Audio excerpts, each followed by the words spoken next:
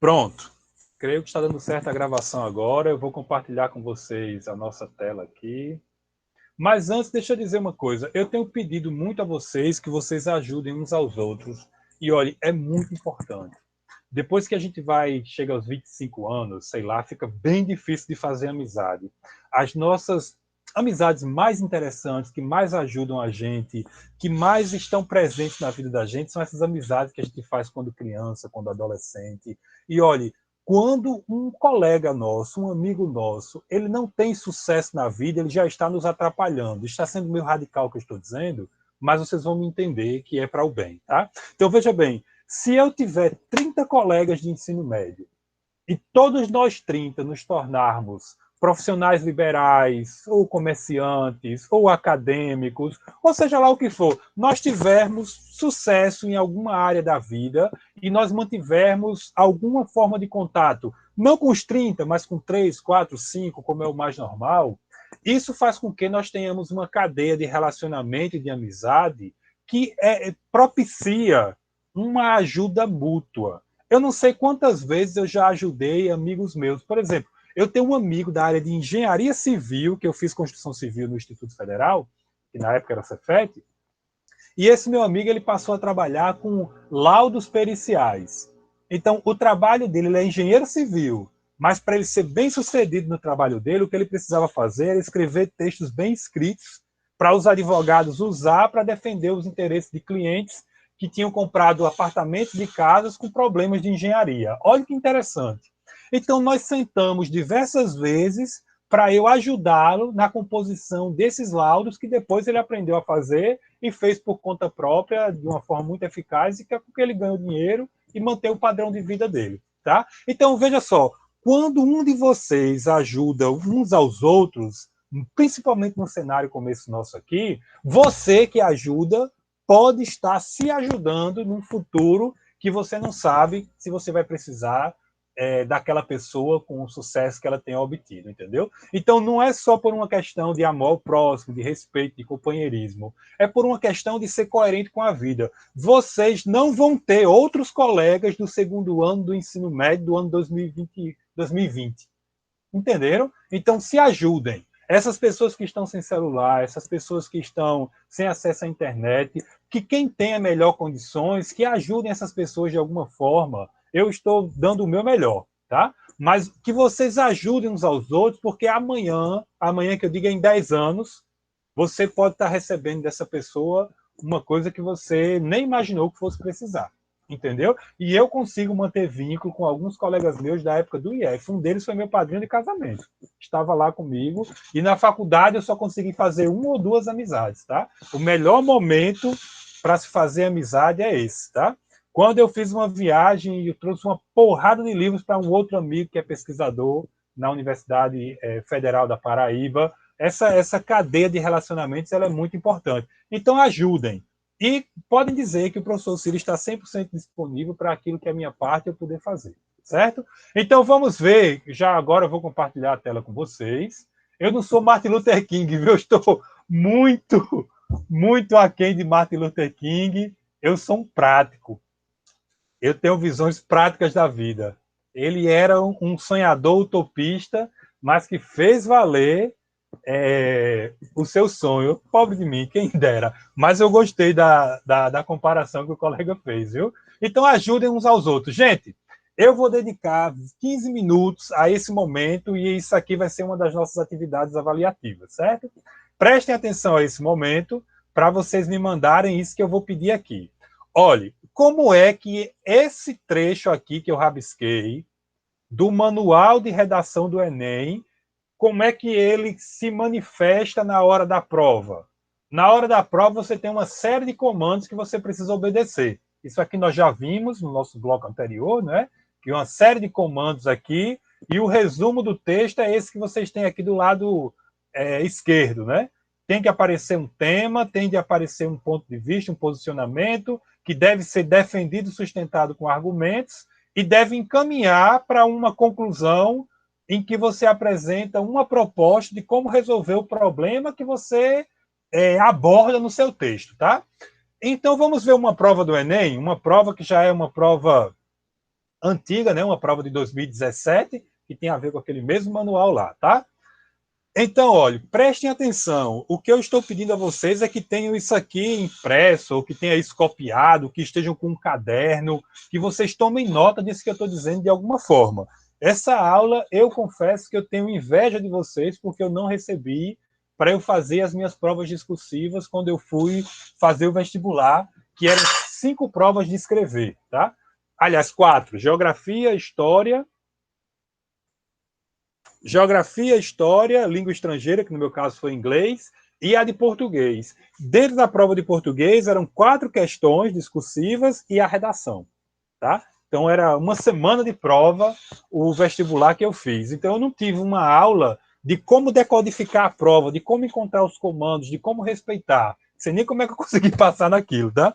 Então, vamos ver aqui comigo, olha, quantos comandos tem? Eu vou colocar o comando só C1, C2, C3, certo? Olha, a partir da leitura dos textos motivadores e com base nos conhecimentos construídos ao longo de sua formação. Gente, isso aqui eu vou colocar como comando 1. É muito importante que vocês percebam isso, tá? Isso aqui eu vou colocar como comando 2. Comando 1, comando 2. Então, o seu texto, na hora da prova, ele precisa refletir uma leitura que você faz dos textos que a prova traz. Eu não coloquei os textos, porque não daria tempo ler todos, tá? Mas você tem os textos antes dessa proposta de redação que eu estou lendo agora com vocês. Essa proposta de redação, ela é em si uma sequência injuntiva. É um conjunto de comandos que encaminha para um resultado.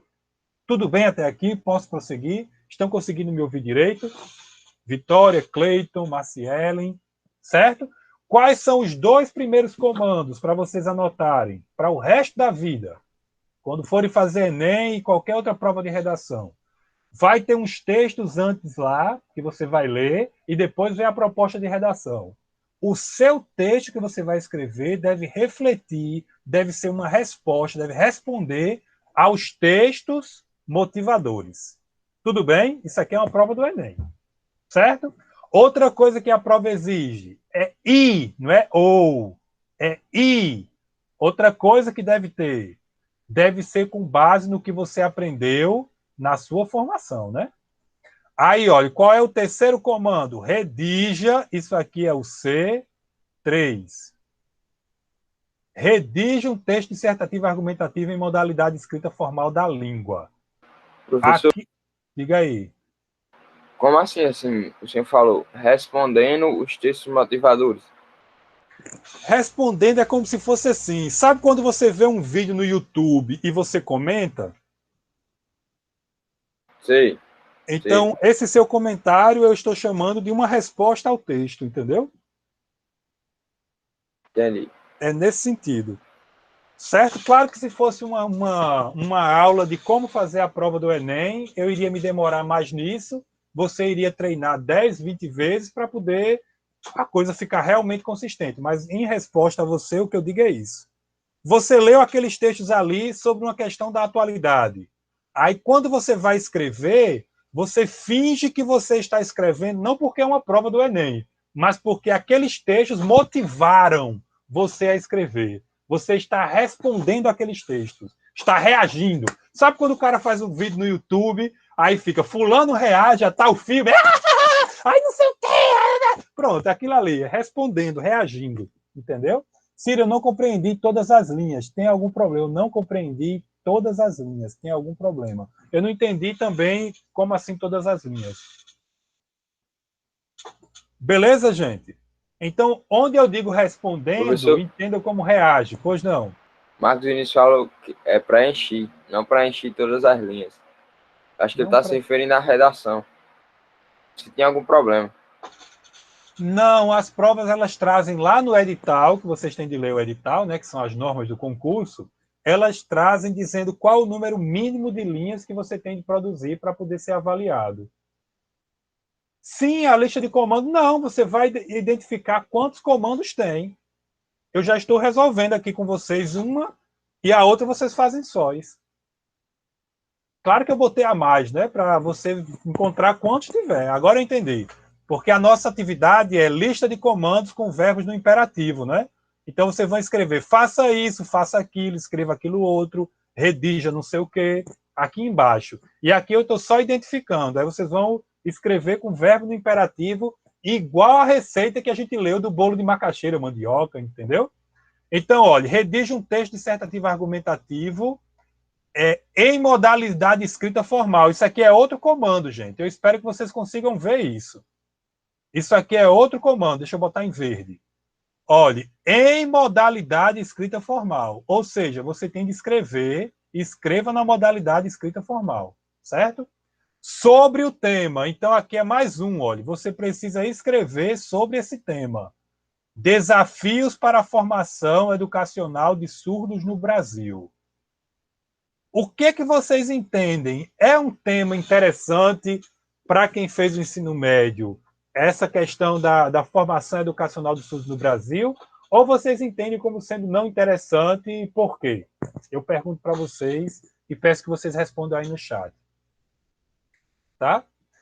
Sobre o tema, então escrever sobre esse tema é outro comando. Já é o comando 5, esse aqui é o C4, né? C1, C2, C3. Esse aqui, na modalidade escrita da língua, é o C4. Escrever sobre esse tema, eu estou lendo como C5.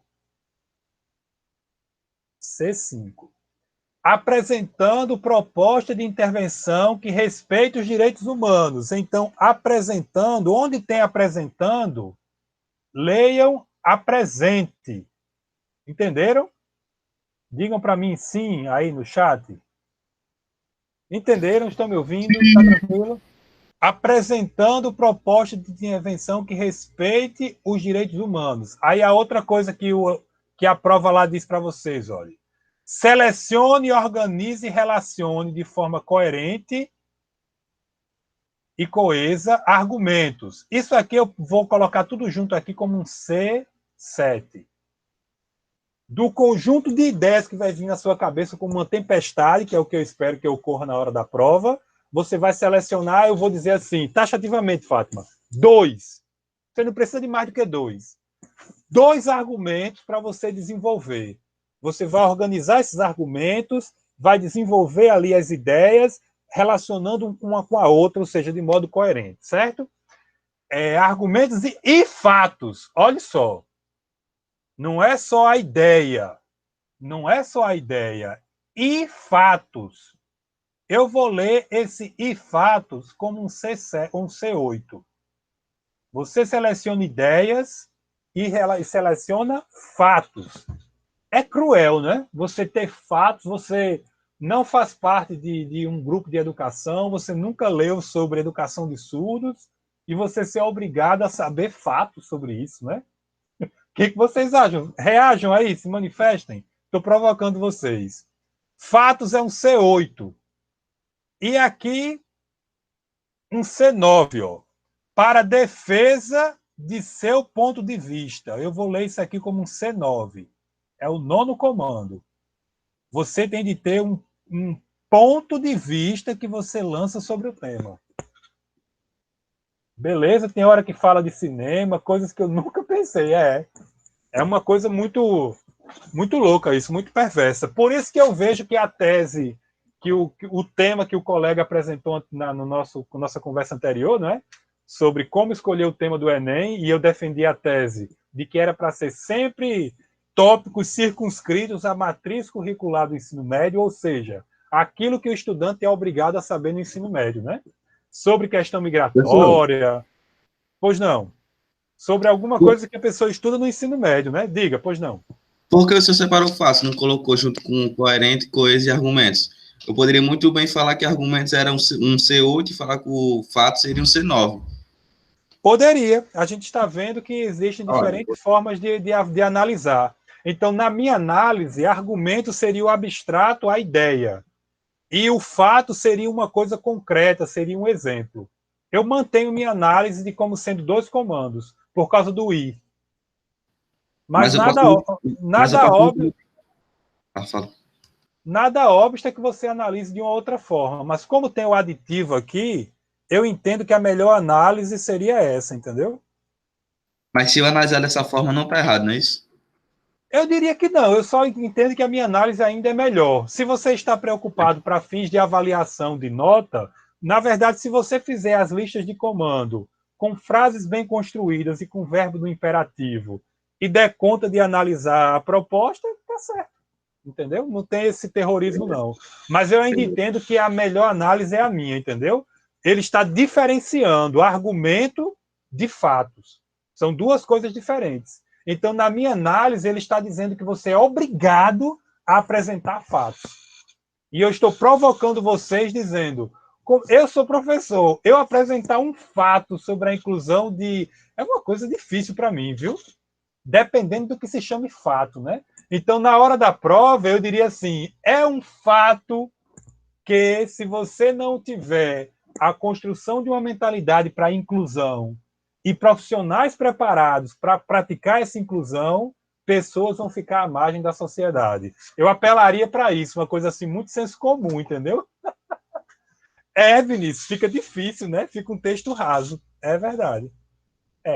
Agora, quem está se preparando para uma prova precisa estar lendo, e certamente quem está lendo portais de notícia, quem está se antenando com o que está sendo debatido, chegaria a uma prova dessa tendo alguma coisa a dizer sobre questão de inclusão, que é o assunto, e aí você, por, digamos assim, associação, conseguiria dizer alguma coisa sobre a inclusão de surdos, entendeu? Mas aí não é uma aula de resolver prova do Enem. É uma aula que isso é o subtema, né? É uma aula em que eu quero que vocês percebam a sequência de comandos, certo? Eu também não consigo citar, geralmente os portais também não aprofundam tanto. Agora, o que nos alivia, gente? É saber que a dificuldade é para todo mundo, né? A dificuldade é para todo mundo. Então, na hora de uma prova, você precisa encontrar uma saída. E para encontrar uma saída, você tem de acumular chaves, acumular soluções, né? Então, você não pode terminar o ensino médio sem conseguir fazer uma reflexão mínima sobre inclusão, né? E saber que o nosso país coloca à margem as pessoas, desde quando coloca um batente que um cadeirante não pode transpor, até quando você tem um ambiente que não permite que pessoas que não enxergam não consigam se mover nele, né? A gente é muito recente, por exemplo, Natal, sei lá, só de uns 10 anos para cá é que a gente começa a ter calçadas mais adequadas. Você entra num banco, por exemplo, você entra no banco em Macau, tem lá a trilhazinha para uma pessoa que não enxerga conseguir se guiar dentro do banco, né? Sei lá, há 10 anos não tinha nada disso, né? É como se o fato servisse para concordar ou completar os argumentos. Exato, Elice. Serve para dar concretude ao argumento. Serve para mostrar que o que você está dizendo como ideia tem alguma sustentação na vida real. Entendeu? Tem alguma sustentação na prática. Então, o que eu quero que vocês façam? Vamos para outra proposta. Eu quero que vocês leiam essa proposta e mandem para mim uma lista de comandos com verbos no imperativo dizendo tudo o que era para fazer nessa proposta. Claro que vocês podem fazer em dupla, em trio, em quarteto, ou todo mundo junto. Agora, é óbvio que cada um vai ter a sua maneira de escrever, vai ter o seu verbo escolhido, não vai ser uma xerox, entendeu? O bom de trabalhar com texto é isso. É impossível que venha igual, entendeu? Caso vocês podem identificar juntos, não tem problema. Vão poder rever esse vídeo que eu fiz nessa proposta aqui, e a proposta seguinte é idêntica. Agora eu quero que vocês façam igual a receita de bolo, entendeu? Redija, escreva, construa, proponha, analise, coloquem verbos no imperativo e uma frasezinha completa depois do verbo no imperativo. Até aqui alguma pergunta?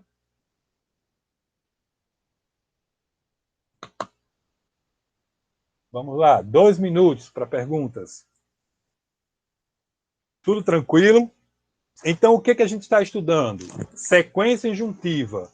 Quando você tem a parte de um texto ou um texto todo, que tem partes dele relativamente autônomas. No caso dessa proposta de redação que nós estamos analisando aí, essas partes são os comandos, certo? Então, cada partezinha dessa seria, digamos assim, uma unidade que o conjunto leva a um texto, obedecer a esse conjunto de comandos leva a um texto. E quando a pessoa vai avaliar esse texto, ela tem um sistema de informática em que ela fica olhando o que a pessoa fez e apertando preenchendo como é que eu vou dizer assim, os espaçozinhos lá para dizer o que a pessoa fez, o que a pessoa não fez, e o próprio sistema gera uma nota com base numa convenção de uma fórmula que não é nem o professor que estabelece. Certo? Então é assim. É um conjunto de passos para produzir o texto e é um conjunto de passos para avaliar o texto. E você, como produtor de texto, tem de seguir esse conjunto de passos bem direitinho para poder obter a nota máxima.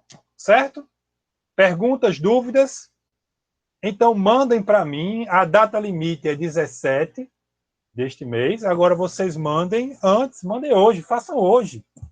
Façam hoje, entendeu? Essa proposta aqui. Isso é uma das atividades. A outra eu vou explicar daqui a pouco.